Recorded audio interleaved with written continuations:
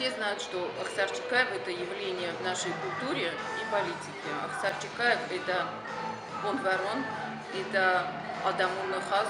Ахсар Чекаев — это первое независимое юго-осетинское телевидение. Ахсар Чекаев — это публицист со своим взглядом на нашу действительность. Лично для меня он по-новому открыл Алихана Тугадзе и Махарбега Туганова. Ахсар Чекаев творил и творит Зармон, и вокруг него сегодня расцветает Зармон. Еще во времена Амаль Янушка попросила назвать меня мои 15 признаков осетинности, по аналогии с теми, которые определила Олеся Чуева. У меня Ахсар Чекаев вошел в первую пятерку.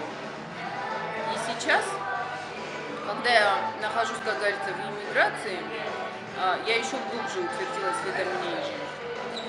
Для нас, не захотевших раствориться в городе теперешнего проживания, Ахсар Чекаев, что называется, алон мон. Зарда кубаду мауат мукуфандыр шахмабай кусумату нуджи. Мне тяжело говорить громкие слова, и слушать их тяжело, но юмор и ирония Ахсара помогут это ему перенести.